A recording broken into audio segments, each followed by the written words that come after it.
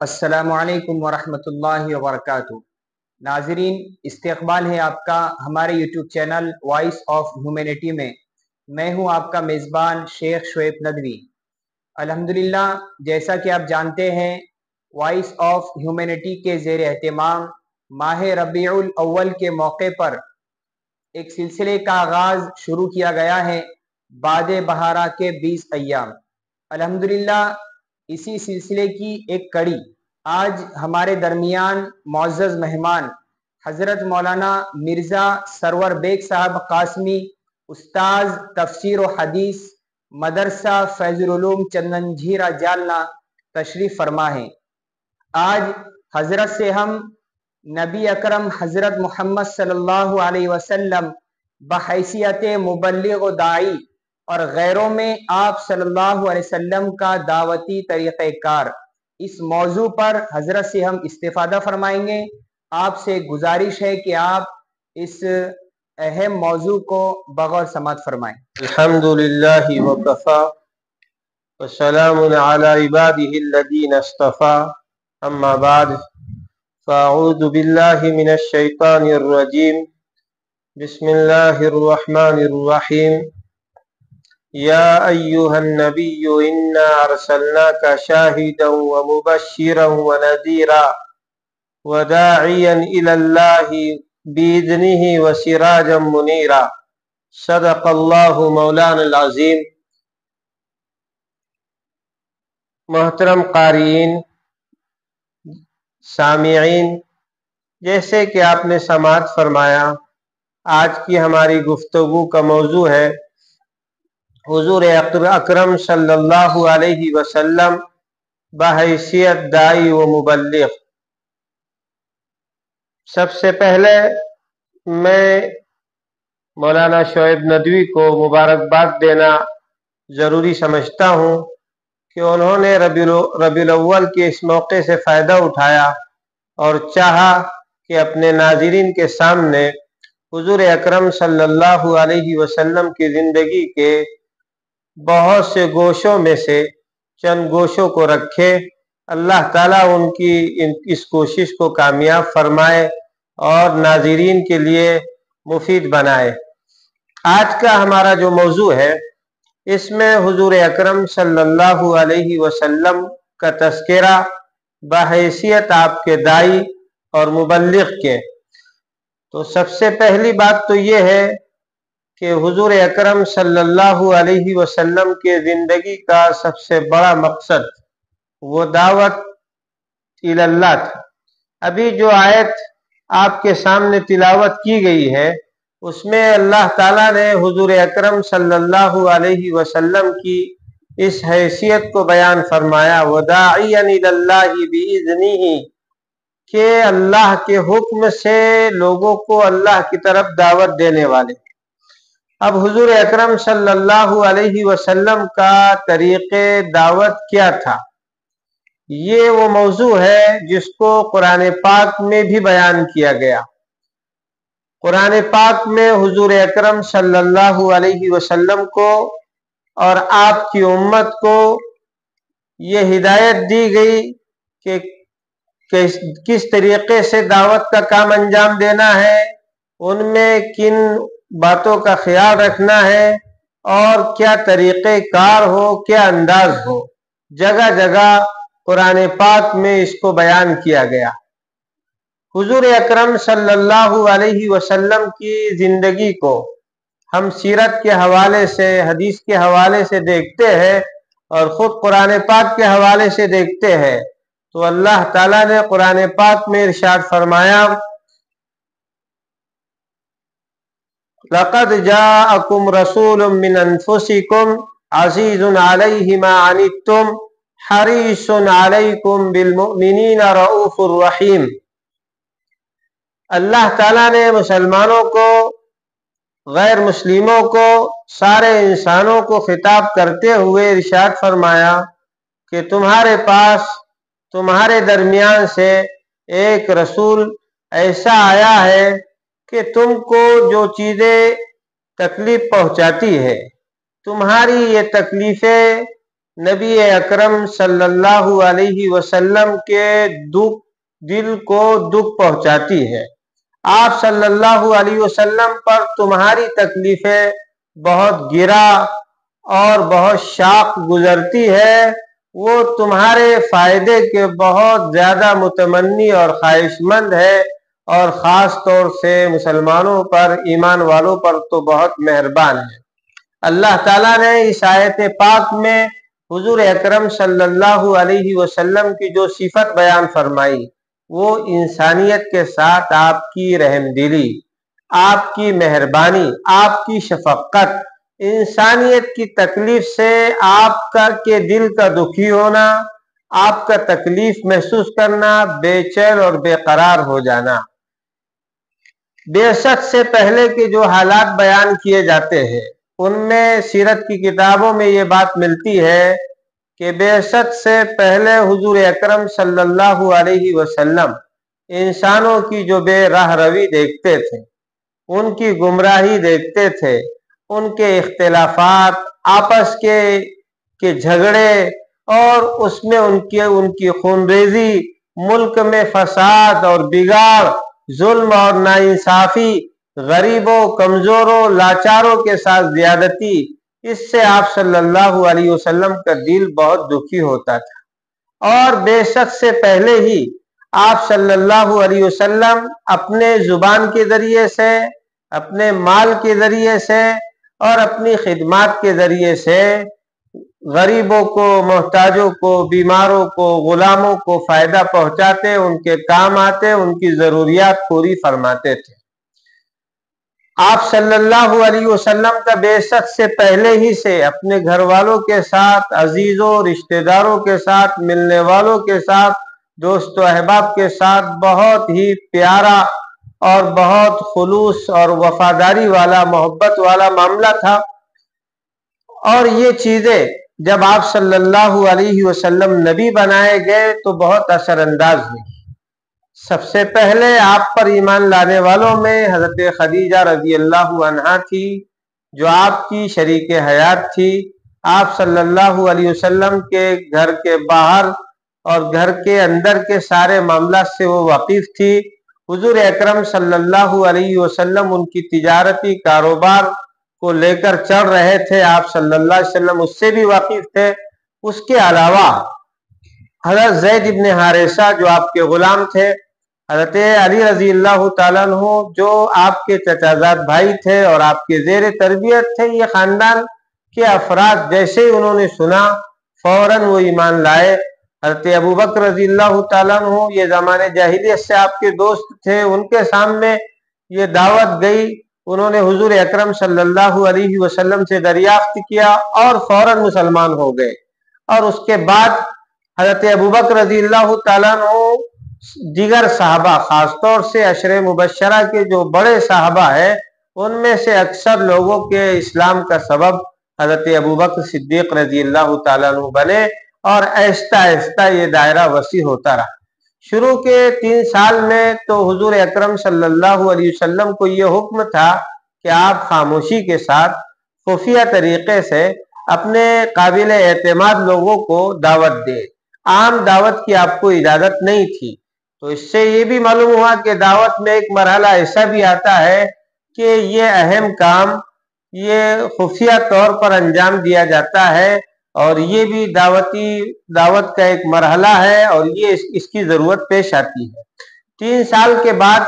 آپ صلی اللہ علیہ وسلم کو اجازت بلکہ حکم ہوا کہ آپ اس دعوت کو سارے مکہ والوں کے سامنے اس کا اعلان کر دیں۔ سب سے پہلے آپ صلی اللہ علیہ وسلم نے اپنے خاندان کے افراد کو متعدد بار جمع فرمایا اور ان کے سامنے یہ دعوت رکھی، اور اس کے بعد آپ صلی اللہ علیہ وسلم نے صفا پہاڑی کے اوپر چڑھ کر، جس کا تذکرہ ہم سنتے ہیں، اس مکہ کے معروف طریقے کے مطابق آواز لگائی، یا صباحا، اور سارے لوگ جمع ہو گئے۔ آپ نے ان کے سامنے توحید کی یہ بات رکھی۔ اس کے بعد آپ مکہ مکرمہ میں لوگوں سے ملتے، انفرادی طور پر بھی ملتے، کچھ لوگوں سے ملاقات کرتے،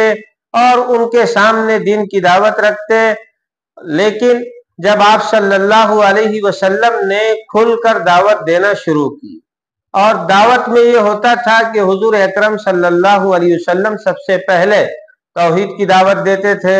اور شرک سے منع کرتے تھے۔ لوگ شرک کے دلدادہ تھے، شرک کی گندگی میں آلودہ تھے، وہ اس میں بہت زیادہ وہ شرک میں ڈوبے ہوئے تھے۔ اس کا نتیجہ یہ تھا کہ ان لوگوں نے حضور اکرم صلی اللہ علیہ وسلم کی مخالفت کی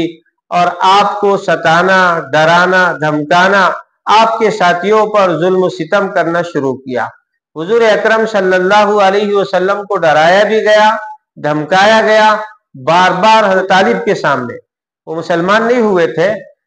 لیکن انہوں نے حضور اکرم صلی اللہ علیہ وسلم کی حمایت کا فیصلہ کیا تھا، اور اپنی موت تک وہ آپ صلی اللہ علیہ وسلم کی حمایت کرتے رہے۔ تو حضرت ابو طالب کے سامنے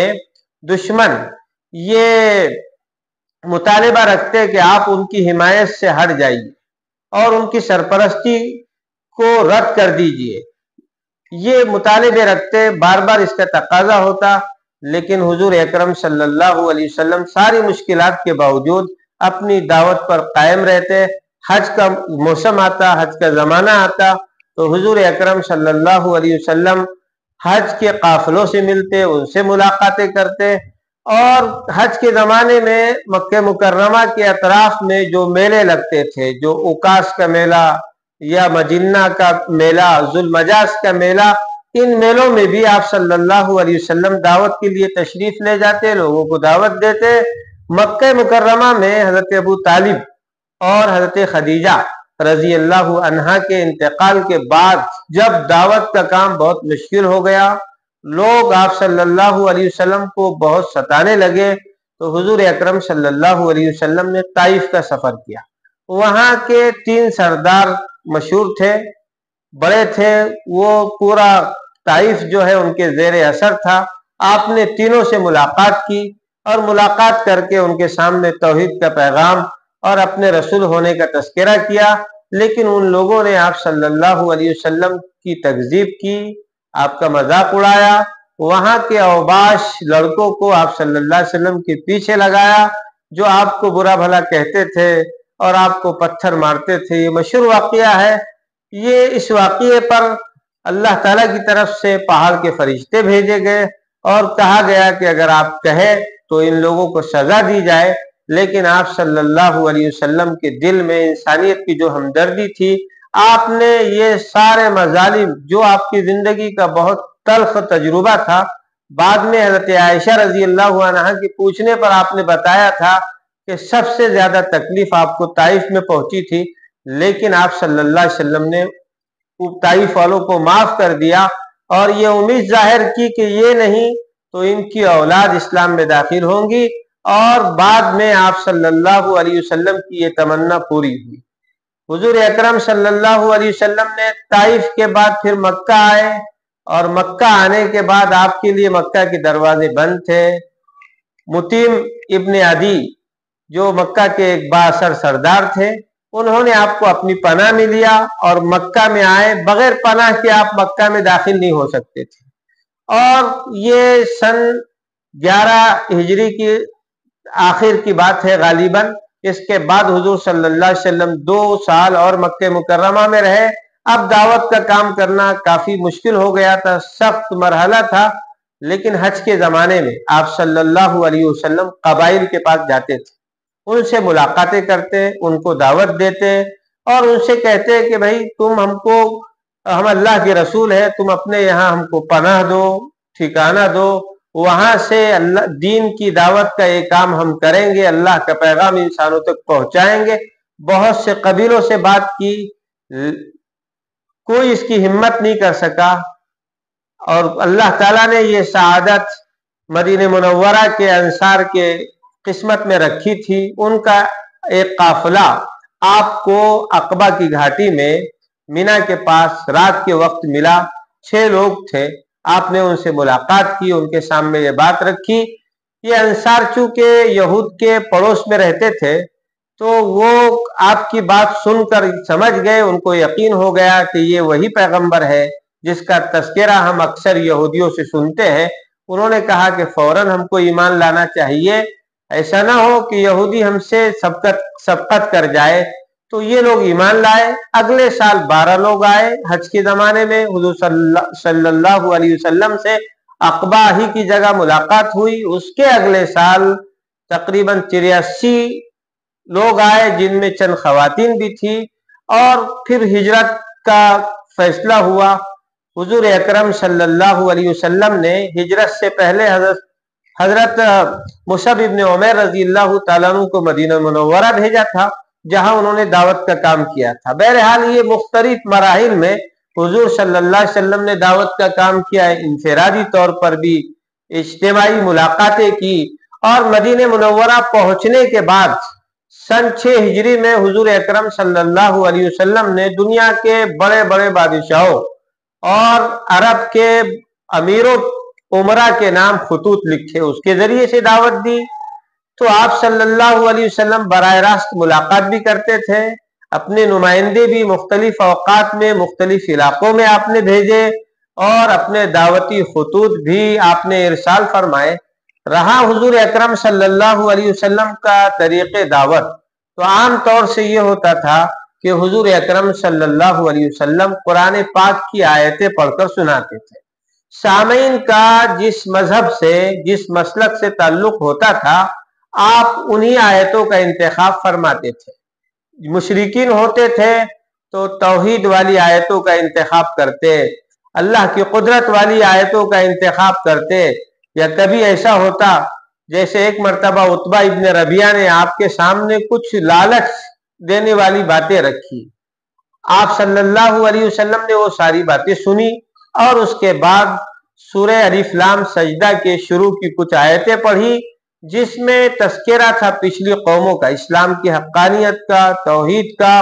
اور پچھلی قوموں کے توحید کو نہ ماننے کے نتیجے میں عاد و سمود وغیرہ پر اللہ کا جو عذاب آیا اس کا تذکرہ تھا۔ تو حضور اکرم صلی اللہ علیہ وسلم دعوت میں عام طور سے قرآن پاک کی آیتیں تلاوت فرماتے تھے، جو سامعین کے حسب حال ہوتی تھی۔ اس کے علاوہ حضور اکرم صلی اللہ علیہ وسلم آخرت کی یاد دلاتے تھے، جنت کے تذکرے فرماتے، دوزخ کے ہولناکیوں کو بیان کرتے، اور اس سے اپنی امت انسانوں کو آگاہ کرتے، ہوشیار کرتے۔ حضور اکرم صلی اللہ علیہ وسلم کی ذات اقدس، آپ صلی اللہ علیہ وسلم کی مبارک صورت خود ایسی تھی کہ بہت سے لوگ آپ کی صورت کو دیکھ کر فیصلہ کرتے۔ ایسے افراد کے واقعات ملتے ہیں جن میں حضرت عبداللہ ابن سلام ہے کہ آپ کی صورت کو دیکھ کر انہوں نے یہ کہا کہ یہ کسی جھوٹے آدمی کا چہرہ نہیں ہو سکتا۔ اور حضرت ابوبکر رضی اللہ تعالیٰ عنہ تو آپ کو پہلے سے جانتے تھے، اور آپ نے جیسی بات کہی انہوں نے کوئی سوال نہیں کیا، فوراً آپ پر ایمان لائے۔ تو ایسے سعادت مند لوگ بھی ہوتے تھے۔ عرب کے علاقوں میں آپ صلی اللہ علیہ وسلم کا چرچا ہوا، جن لوگوں نے مکہ میں آپ کی مخالفت کرنا شروع کی، تو یہ مخالفت کا نتیجہ یہ ہوا کہ مسلمان پہلے حبشہ کی ہجرت پر مجبور ہوئے، وہاں مسلمان گئے تو ان کے جانے کا فائدہ یہ ہوا کہ حبشہ کے اندر یہ اسلام کی دعوت ان کے ذریعے سے پہنچی، اور حج کے موقع پر مختلف علاقوں کے لوگ آتے تھے، وہ آپ کی بات سنتے، قرآن مجید کو سنتے اور متاثر ہوتے، اسلام لاتے اور داعی بن کر اپنے علاقوں کے اندر جاتے۔ اس طریقے سے یہ دعوت کا کام، یہ سلسلہ شروع ہوا، اور حضور اکرم صلی اللہ علیہ وسلم اپنے پیغمبرانہ زندگی کے 23 سال برابر یہ محنت کرتے رہے۔ سورہ نوح میں حضرت نوح علیہ السلام کا جیسا تذکرہ آیا کہ آپ دین میں، انہوں نے خود اپنا تذکرہ کیا، اللہ تعالیٰ نے اس کو نقل فرمایا کہ وہ دن میں بھی لوگوں کو دعوت دیتے، رات میں بھی دعوت دیتے، اکیلے افراد کو دعوت دیتے، پوری جماعتوں کو دعوت دیتے، اور علل اعلان بھی دعوت دیتے، اور بہت خاموشی کے ساتھ بھی دعوت دیتے۔ حضور اکرم صلی اللہ علیہ وسلم بھی یہ سارے طریقے اختیار کرتے۔ دعوت حضور اکرم صلی اللہ علیہ وسلم کی زندگی کا بہت اہم جو حصہ ہے، اور حضور صلی اللہ علیہ وسلم کے نے جب یہ ذمہ داری سب سے پہلے صحابہ کرام کے حوالے کی، وہ مختلف علاقوں میں گئے، انہوں نے دعوت کا کام انجام دیا۔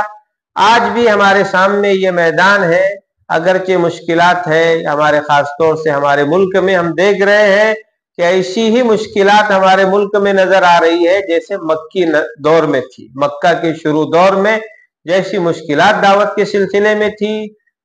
ایسی مشکلات ہے۔ لیکن ظاہر ہے کہ دعوت کا فریضہ انجام دینا یہ مسلمانوں کی ذمہ داری ہے، اور اس کے لیے سب سے پہلے مسلمانوں کو قرآن پاک سے، سیرت رسول سے، حدیث پاک سے اپنے تعلق کو مضبوط کرنے اور اپنے اندر نبیوں والے اخلاق، صحابہ والی صفات پیدا کرنے کی سب سے زیادہ ضرورت ہے۔ اس لیے کہ داعی کی زندگی، مسلمانوں کی زندگیاں، یہ سب سے زیادہ غیر مسلموں کے لیے کشش رکھتی ہے، اور اکثر لوگ ہر دور کے اندر مسلمانوں کی زندگیوں کو دیکھ کر مسلمان ہوتے ہیں۔ آج کے اس پرفتن اور دشوار دور کے اندر بھی جو لوگ اسلام کی نعمت سے بہرور ہوتے ہیں، جب ان سے یہ سوال ہوتا ہے کہ تمہارے اسلام قبول کرنے کا کیا سبب ہوا، تو اکثر جوابات یہی سننے کو ملتے ہیں کہ مسلمانوں کے اخلاق، ان کی خدمت خلق، ان کی انسانیت کے ساتھ ہمدردی، ان کی آخرت کی فکر، اور ان کے اپنی معاشرتی زندگی، ان کی اخلاق کی پاکیزگی، اور ان کی بہادری، ان کی جرأت مندی، ان کی تواضع، ان کی عاجزی، اور سب لوگوں کے ساتھ ان کی برابری، اس طرح کی صفات یہ غیر مسلموں کو اسلام کی طرف کھینچتی ہے۔ میں امید کروں گا کہ اور اللہ تعالیٰ سے دعا کروں گا کہ اللہ تعالیٰ نبیوں والے یہ اوصاف اور صفات ہم کو عطا فرمائے، اور جیسی ضرورت ہے ہمارے ملک میں اور دنیا کے مختلف ملکوں میں، علاقوں میں دعوت کی، اس کے لیے جیسی صلاحیتوں کی ضرورت ہے، جیسے صفات کی ضرورت ہے، اللہ تعالیٰ وہ صفات اور وہ صلاحیتیں ہم کو عطا فرمائے۔ وآخر دعوانا الحمد للہ رب العالمین۔ جزاک اللہ خیر و احسن الجزا۔ امید کرتے ہیں کہ آپ کو یہ پروگرام پسند آیا ہوگا، اور آپ سے ایک ضروری درخواست اور گزارش یہ بھی ہے کہ پروگرام انشاءاللہ پورے 20 دن چلتا رہے گا۔ درمیان میں اگر آپ کو کوئی چیز سمجھ میں نہ آئے تو آپ ہمیں کمنٹ بھی کر سکتے ہیں واٹس ایپ کے ذریعے سے، یا ہمیں میل بھی کر سکتے ہیں، تو انشاءاللہ ہم سوالات کا جواب بھی دیں گے۔ اور حضرت نے جو قیمتی باتیں ہمیں بتائی ہے، دعا کیجئے کہ اللہ رب العزت ہمیں اور آپ کو اس پر عمل کرنے کی توفیق عطا فرمائے۔ اب انشاءاللہ کل ایک نئے مہمان کے ساتھ ہماری ملاقات ہوگی اور ایک نئے موضوع پر گفتگو ہوگی۔ اب دیجیے ہمیں اجازت۔ جزاک اللہ خیر و احسن الجزا۔ السلام علیکم ورحمۃ اللہ وبرکاتہ۔